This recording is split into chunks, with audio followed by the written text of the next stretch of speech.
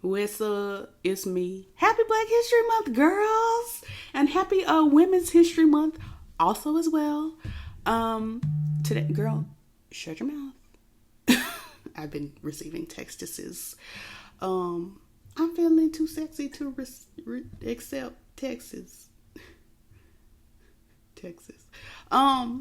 Let's talk about Claudette Colvin, girl. We could not start the month off without talking about Claudette, hunty. Let's talk about my good sis, who is still living, by the way. She's 82 years old.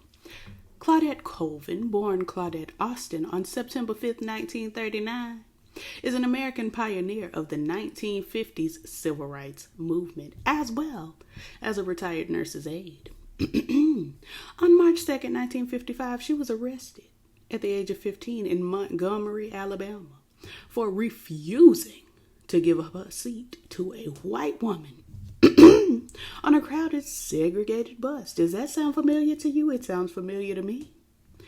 This occurred 9 months before the more widely known incident in which Rosa Parks, secretary of the local chapter of the National Association for the Advancement of Colored People, the NAACP, helped spark the 1955 Montgomery bus boycott. Okay? So let me tell you this. Let me give you a little tea in case you don't know. Claudette Colvin is the real Rosa Parks. Now, no shade to Rosa, girl. We love our sister, Miss Rosa. God rest her soul. But her whole bus boycott moment was staged. Claudette was the real girl. Honey, she was like, I'm not finna get up, girl. I'm tired. Period. Anyway, Claudette was one of 5 plaintiffs in the first federal court case filed by civil rights attorney Fred Gray on February 1st, 1956. Okay, like, girl, let me put you on D&D, honey. February 6, 1956. It was called Browder versus Gale to challenge bus segregation in the city.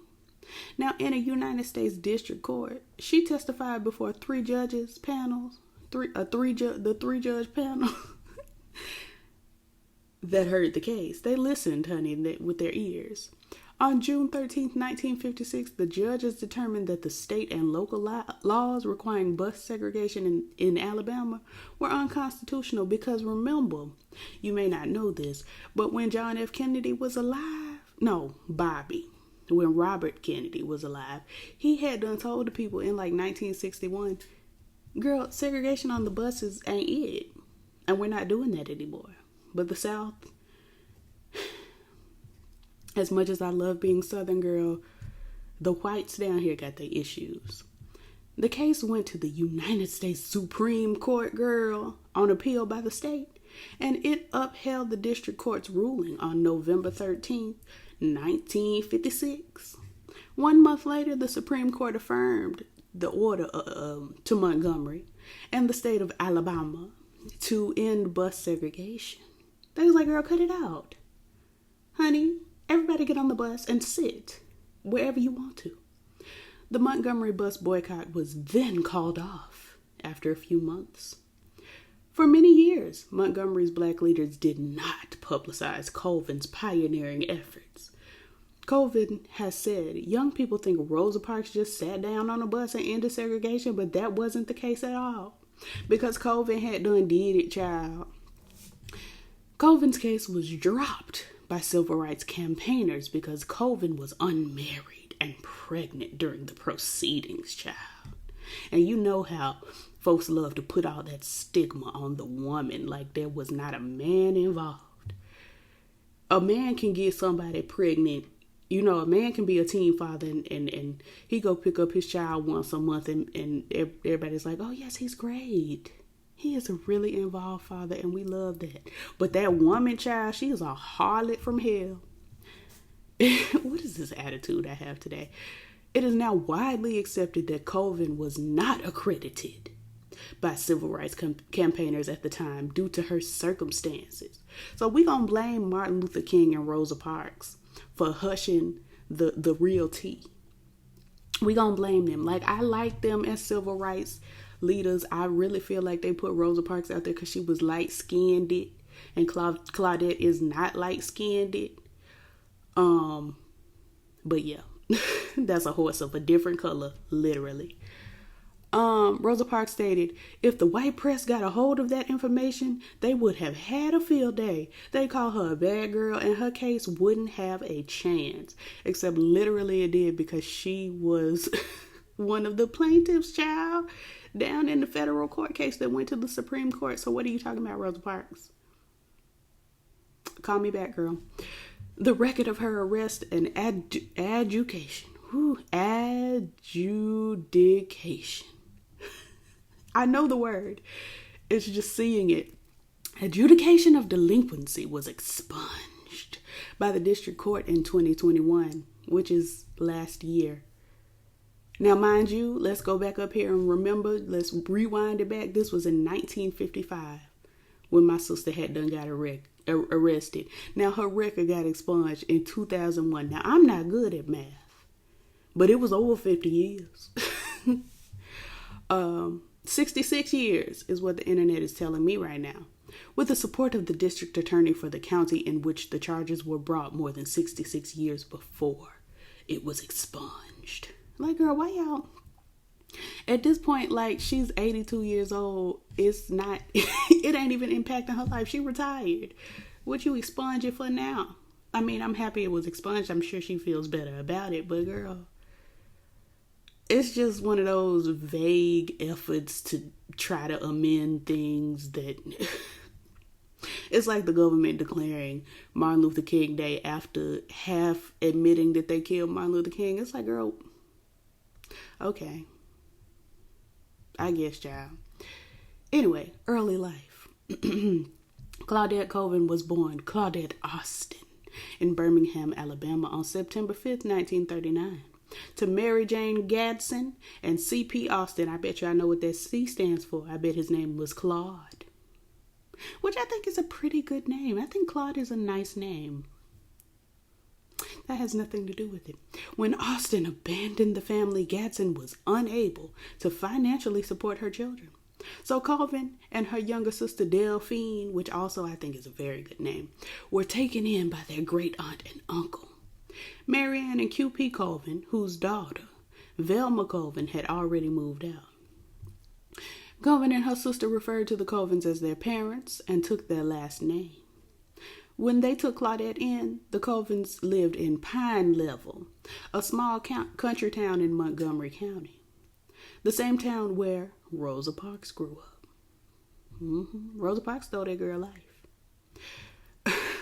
What is wrong with me? When Colvin was 8 years old, the Colvins moved to King Hill, a poor black neighborhood in Montgomery, Alabama, where she spent the rest of her childhood. 2 days before Colvin's 13th birthday, Delphine died, child, of polio. Terrible. Ain't that what Wilma Rudolph had? Not long after, in September 1952, Colvin started attending Booker T. Washington High School. We should talk about Booker T. Washington. Not today, though. I went to Booker T. Washington as well. It was an elementary school, though. Despite being a good student, Colvin had difficulty connecting with her peers in school due to grief. Because, girl, her girl had done died, child. Her little sister. Terrible. Not Delphine.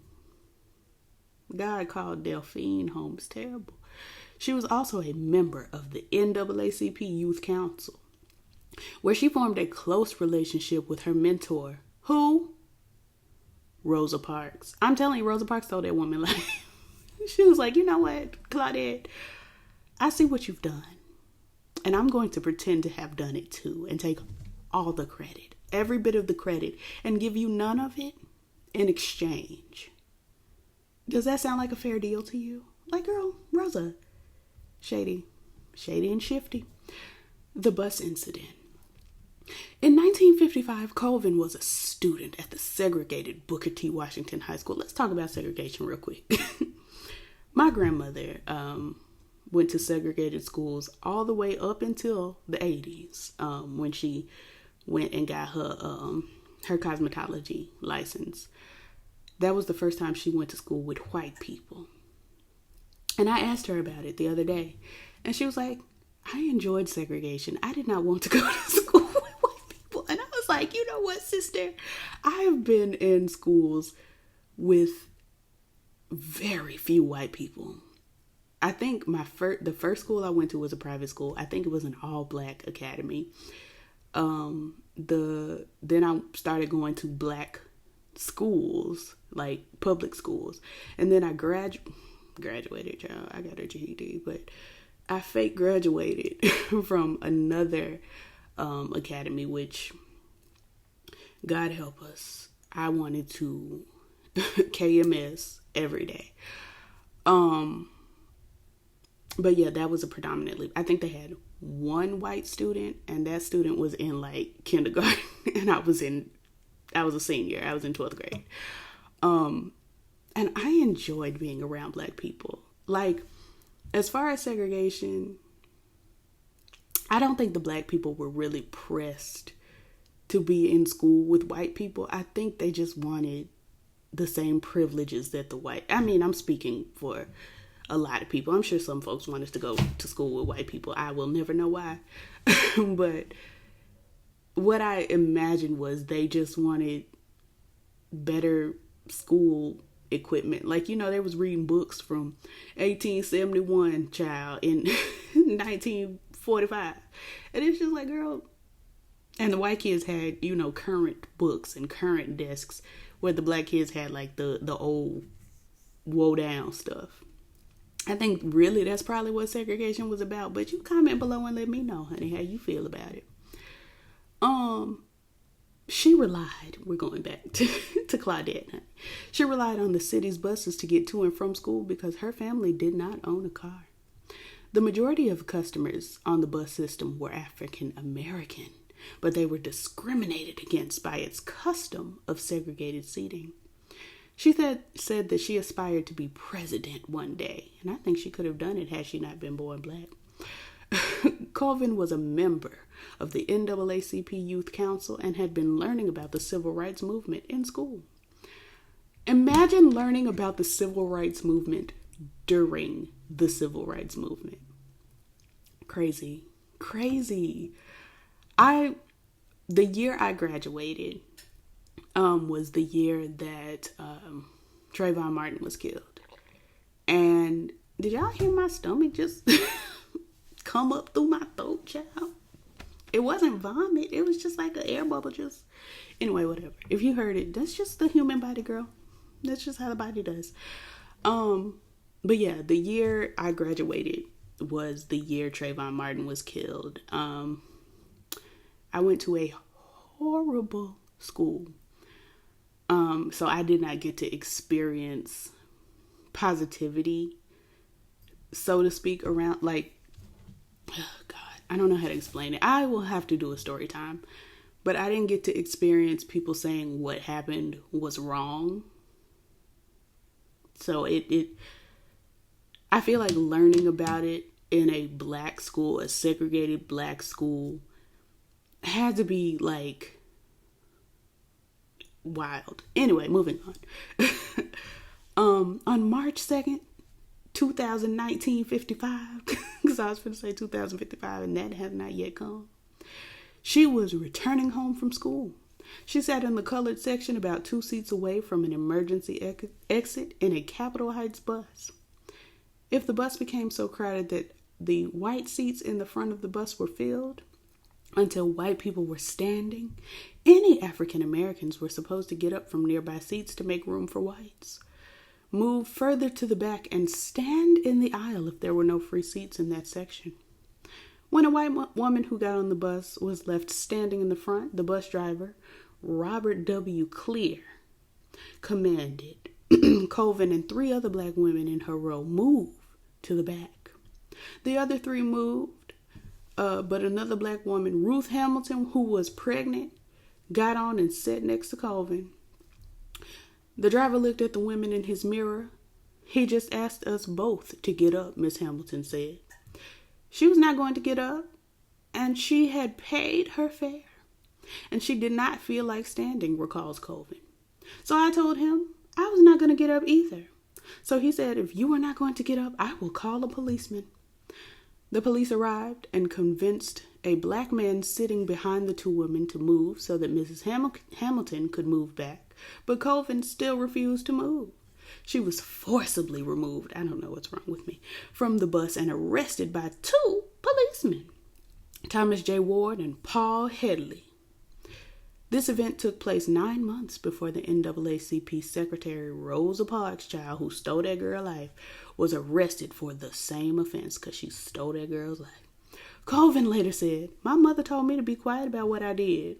She told me to let Rosa be the one. White people aren't going to bother Rosa. They like her. That's what they said. That's what her mama said. Colvin did not receive the same attention as Parks for a number of reasons. She did not have good hair. She was not fair-skinned. And she was a teenager. And she had done got pregnant, child. The leaders in the civil rights movement tried to keep up appearances and make the most appealing protesters the most seen. It's raggedy. I understand. I do understand their strategy. I understand their strategy. For some reason, this gonna get me in trouble. This better get me in trouble. For some reason, black people think light-skinned people are more palatable to white people when white people see black people as black people, period. And it's really black people who, like, you see all the light-skinned people on TV, the light-skinned black people. That's black people casting those light-skinned people because black people uphold the idea that light-skinned people are more palatable to white people when white people just don't like us, period. But anyway, I know I'm finna get in trouble for this. So I understand their strategy, thinking, yeah, let's put Rosa Parks up there, child, because she light-skinned it and the white people will treat her better. But the white people saw negro and did not care if it was black, light black, peanut butter pecan black. They did not care. They do not care today. So y'all eat me up in the comments, but I said it. I'm sorry. I said it. And I want to say, I think it's absolutely incorrect that every black family on TV got to have a light-skinned daughter, or, you know what I mean? A fair-complected, good-haired, Yara Shahidi, no shade to her, Jennifer Freeman back on My Wife and Kids type of helpful. Like, I see it and I think it's incorrect. But I think it's black people casting them like people. I really do. And when I become a TV star, a TV writer, girl, say goodbye to the lighties. Say goodbye to them. Like, they might pop up once or twice, but I feel no reason to have a black character be light-skinned in a production that I'm writing. That, for what? I mean, if she's black, she's black. Like, not saying the light-skinned people, whatever. I've gone down a rabbit hole. Let's get back to Colvin, honey. When Colvin refused to get up, she was thinking about a school paper she had written that day about the local customs that prohibited blacks from using the dressing rooms in order to try on clothes in department stores. In a later interview, she said, "We couldn't try on clothes. You had to take a brown paper bag and draw a diagram of your foot and take it to the store."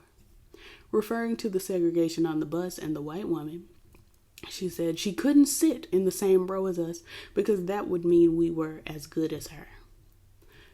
The bus getting crowded. This is another quote. The bus was getting crowded, and I remember the bus driver looking through the rearview mirror, asking her, Colvin, to get up for the white woman, which she didn't, said Annie Larkins Price, a classmate of Colvin. She had been yelling, "It's my constitutional right," and that's true. She decided on that day she wasn't going to move, Colvin recalled. Colvin recalled. History kept me stuck to my seat. I felt the hand of Harriet Tubman pushing down on one shoulder and Sojourner Truth pushing down on the other, honey. Ain't I'm a woman? What is wrong with me? Colvin was handcuffed, arrested, and forcibly removed from the bus. I don't know why I do that with forcibly. She shouted that her constitutional rights were being violated, but you know them white people didn't care. Colvin said, but I made a personal statement too, one that Parks didn't make and probably couldn't have made. Mine was the first cry for justice, and a loud one. The police officers who took her to the station made sexual comments about her body and took turns guessing her bra size throughout the ride. Price testified for Colvin, who was tried in juvenile court. Colvin was initially charged with disturbing the peace, violating the segregation laws, and battering and assaulting a police officer. Child. There was no assault, Price said. She also said in a book, the book is called Claudette Colvin, Twice Towards Justice, which I need to purchase immediately, by Philip Hoose, that one of the police officers sat in the back seat with her. This made her very scared that they would SA her, lower body assault her, because this happened frequently. A group of black civil rights leaders, including Martin Luther King Jr., was organized to discuss Colvin's arrest with the police commissioner. She was bailed out by her minister, who told her that she had brought the revolution to Montgomery. Because she did, child. It were not Rosa Parks. It were not. Through the trial, Colvin was represented by Fred Gray. Is Fred still living? He probably isn't. She's 82. Oh, he is still living, girl. He's 91. Shut my mouth and shoot me, child. Congratulations to Fred for being alive, child. A lawyer from the Montgomery Improvement Association, also known as the MIA, not the single, which was organizing civil rights actions. She was convicted on all 3 charges in juvenile court. When Colvin's case was appealed to the Montgomery Circuit on May 6, 1955, the charges of disturbing the peace and violating segregation laws were dropped, although her conviction for assaulting a police officer was upheld. Colvin's moment of activism was not solitary or random. In high school, she had high ambitions of political activity. She dreamed of becoming the President of the United States. Her political inclination was fueled in part by an incident with her schoolmate, Jeremiah Reeves. His case was the first time she had witnessed the work of the NAACP. Reeves was found having lower body fun with a white woman who claimed she was lower body assaulted. Though Reeves claims their relations were consensual, he was executed for his alleged crimes. Now, my G, this young man was 22 years old. 22. When he was executed. Crazy.